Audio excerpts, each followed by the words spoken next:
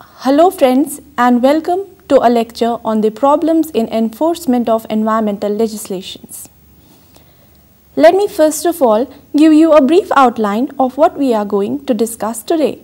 In this lecture, we shall try and understand the environmental legislation and its functions.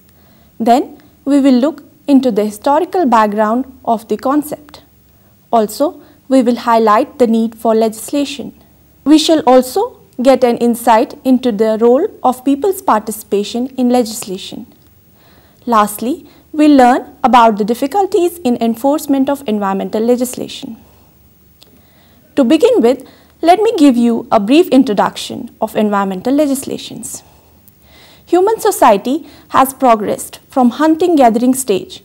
Man has started altering the natural environment in a pursuit of creating an economic, social, and cultural environment of this choice.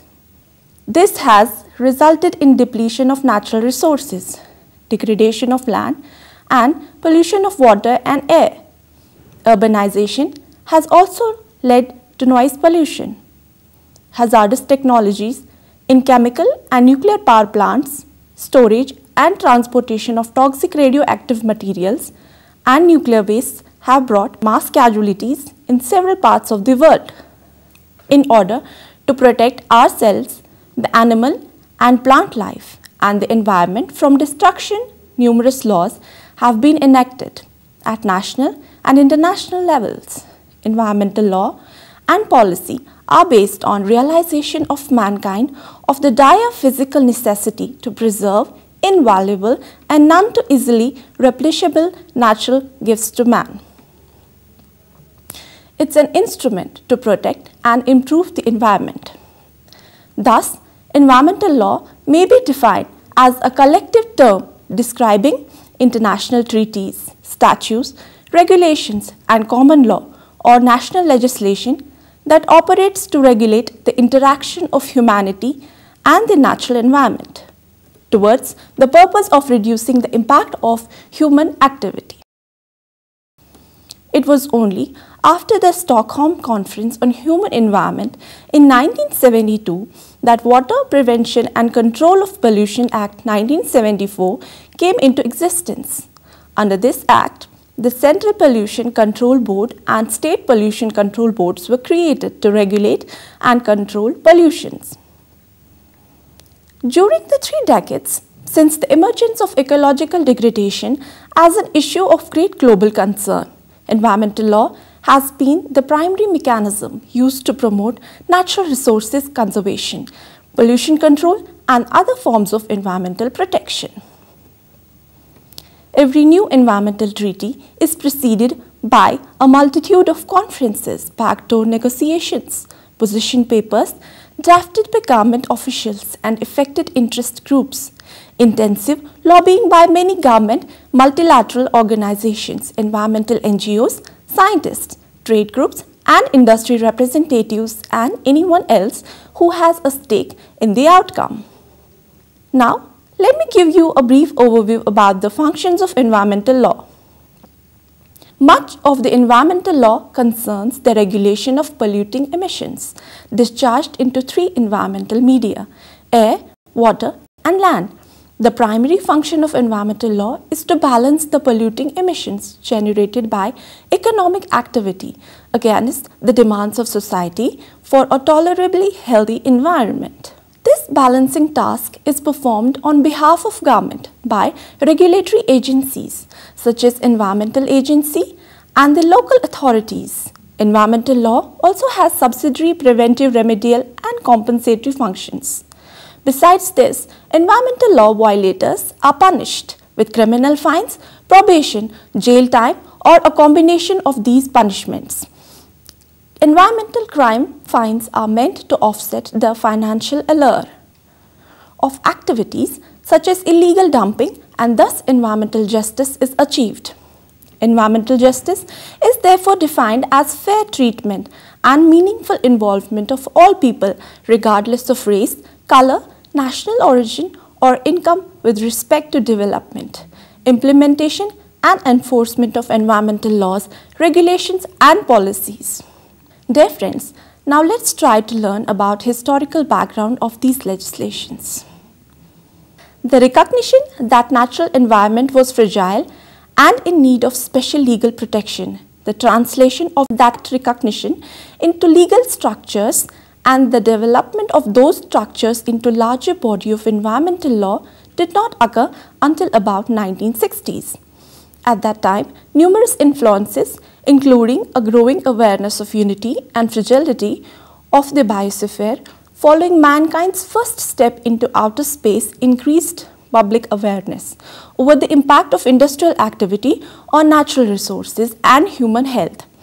The increasing strength of regulatory state and more broadly the advent and success of environmentalism as a political movement coalesced to produce a larger new body of law in a relatively short period of time. Where the modern history of environmental law is one of the continuing controversy, by the end of 20th century, environmental law has been established as a component of legal landscape in all developed nations of the world, many developing ones, and the larger project of international law. Dear friends, now we'll try to understand the need for legislation and its enforcement. Since 1970s, only easy victories have been won. Environmental pollution problems were obvious, and by implementing technical solutions and regulatory mandates, and by focusing on end-of-the-pipe pollution from larger industrial and municipal sources, some improvements were achieved. Questions of loss of biodiversity, etc. do not rank high on political agendas, since they do not directly affect human survival. New problems such as climate change and urban environmental problems are emerging, and old problems such as nature protection have not yet been solved. Overall, the state of environment is deteriorating, especially in the field of soil, waste and water policy. We face new problems arising from non-point sources: the loss of biological diversity, the increasing rate of species extinction, depletion of ozone layer, disposal of toxic and nuclear wastes in the vulnerable areas of planet, the management of computer trash, the loss of forests and of arable soil at an alarming rate, the fight against global climate change, which are much more difficult to monitor and to manage. The chance of serious accidents that could wipe out human, animal and plant life and destroy the environment has steadily increased. An urgent need for collaborative action on global level has been felt. In 1972, representatives of 113 world governments assembled in Stockholm to participate in United Nations Conference on Human Environment.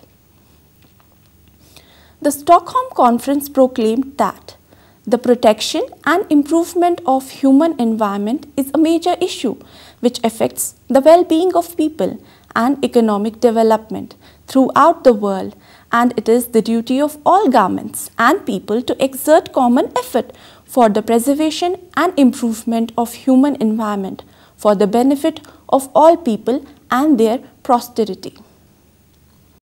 Many countries have therefore introduced control mechanisms to deter and punish the enterprises violating the environment. They have enacted special criminal laws or amended their penal codes by creating new criminal laws. India was the first country to impose a constitutional obligation on the state and citizens to protect and improve the environment as one of the primary duties. Article 48A of Indian Constitution provides the state shall endeavour to protect and improve the environment and to safeguard forests and wildlife of country. And the Article 51A provides that it shall be the duty of every citizen of India to protect and improve the natural environment, including forests, lakes, rivers and wildlife, and to have a compassion for living creatures. Now, dear friends, let's try to know what's the importance of the enforcement. Enforcement of regulations is important for the following reasons: to limit the damage and to ensure restoration to the original state, to prevent a reoccurrence whether by the same party or others, to cancel out any unfair advantage that the offender may have enjoyed, to reaffirm that norms established in the interest of the environment or public health and the possibility of government control by means of quantified standards, etc. Enforcement action is primarily concerned with repair, deterrence and sanction. In other words, it aims to restore the environmental situation to its prior state, to discourage the offender and other form committing offences in future, and to penalize the offender. In addition, consistent enforcement action is necessary in interests of legal certainty, justice, equality of treatment and credibility. Now, environmental law violations. Environmental crime refers to the violation of laws intended to protect the environment and human health. These laws govern air and water quality and dictate the ways in which the disposal of waste and hazardous materials can legally take place. At federal level, the Environmental Protection Agency has enforcement authority over environmental law violations. Now, types of environmental crime. Environmental crime covers a wide range of violations that result in harmful befalling the environment and human life, from errors at the administrative or record-keeping level to actual illegal dumping of pollutants into the environment. Environmental crimes may include but are not limited to the following: littering, improper waste disposal, oil spills, destruction of wetlands, dumping into oceans, streams, lakes or rivers, improperly handling pesticides or other toxic chemicals, burning garbage, improperly removing and disposal of asbestos, falsifying lab data pertaining to the environmental regulations, smuggling certain chemicals such as CFC refrigerants, bribing government officials, and last but not the least, committing fraud related to environmental crimes. Now, we shall also get an insight into the role of people's participation in legislation and environmental protection. In order to instill the consciousness of environment amongst the people, the 42nd Amendment of Indian Constitution has imposed fundamental duties, Article 51AG, to every citizen of India to protect and improve the natural environment. Since our country is highly populated, it is difficult to implement environmental laws without people's participation. Importance of people's participation has been recognized in the form of non-government organizations. The importance of public and NGOs involvement for environmental protection has very much highlighted in United Nations Conference on Environment and Development, which is popularly known as Rio Conference 1992. In our country, the number of voluntary agencies, community groups, academic societies, corporate entities, non-government organizations working for environment has increased significantly in last few years. This is mainly due to growing awareness of environmental degradation and its importance for mankind. At present, there are more than 900 NGOs working in different parts of our country for the welfare of environment. The National Environmental Awareness Campaigns promoted by the Ministry of Environment and Forests have successfully encouraged many NGOs' development, tribal welfare, appropriate technology, etc.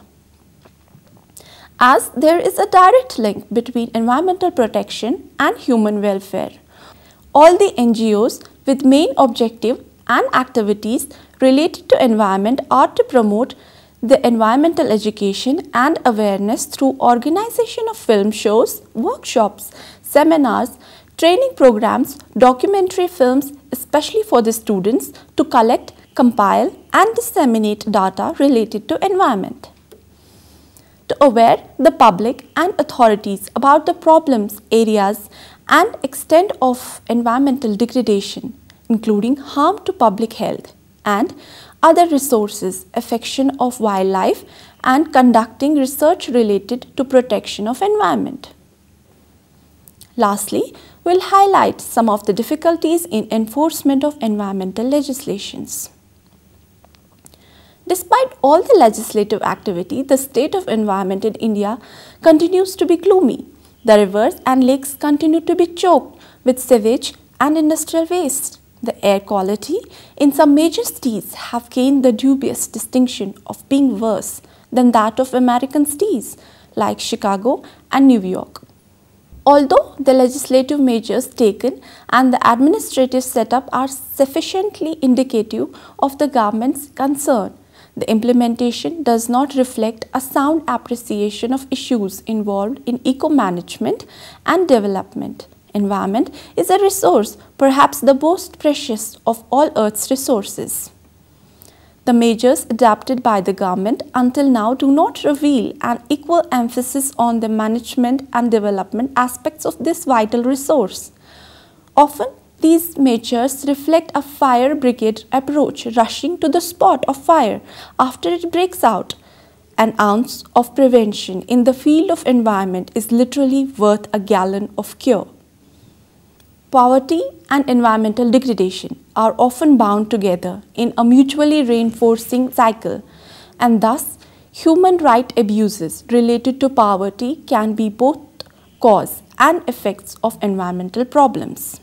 The NEPAD Environmental Action Plan has identified poverty as the main cause and consequence of man-made environmental degradation and resource depletion. Now, the drawbacks in environmental legislation. There are a number of important environmental laws in the form of acts for safeguarding our environmental quality.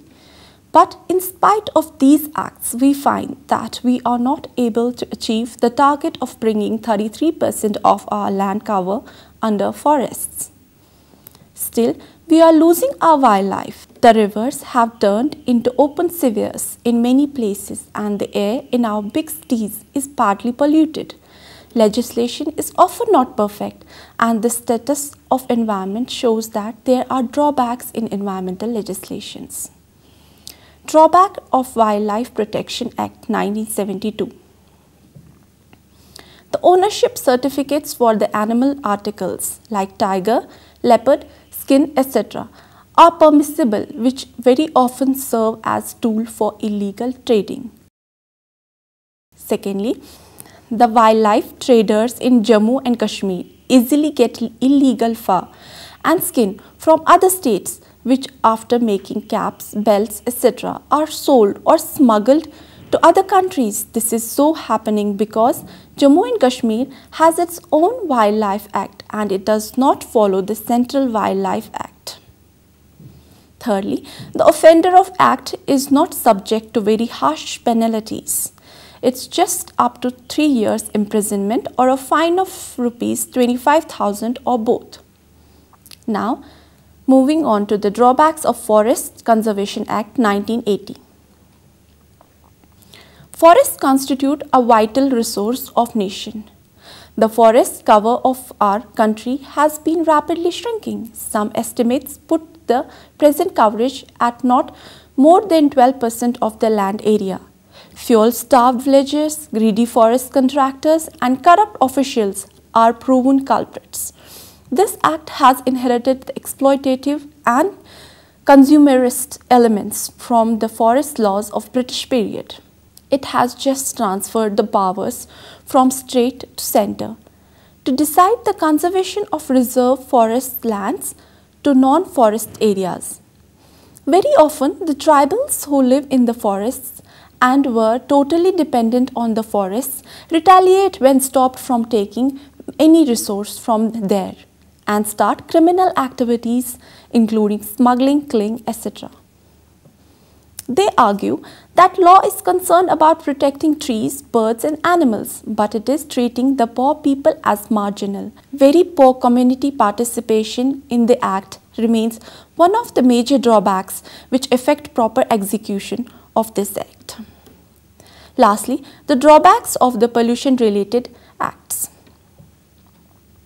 The power and authority has been given to central government with little delegation of power to state.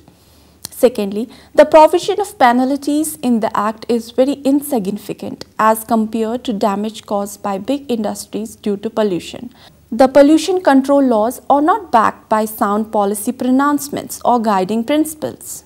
This Act has not included the right to information for the citizens. Lastly, litigation, particularly related to environment, is very expensive, tedious and difficult since it involves expert testimony, technical knowledge of the issues and terminologies, technical understanding of the unit process, lengthy prosecutions, etc. Environmental policies and laws need to be aimed at democratic decentralization of power, community-state partnership, administration, transparency, accountability, need for environmental law education, and more stringent penalties to the offender.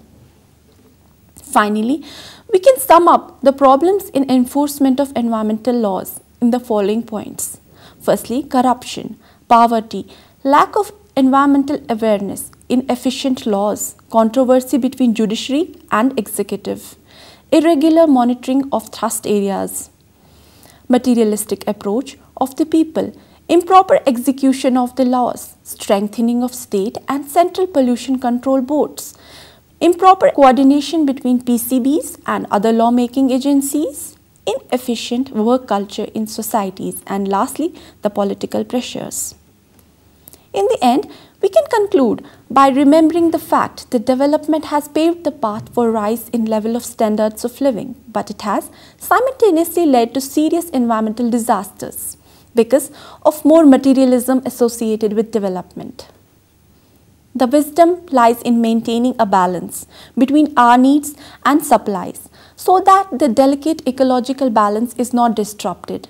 Everyone needs to understand this because environment belongs to all and every individual matters when it comes to conservation and protection of environment. Thank you.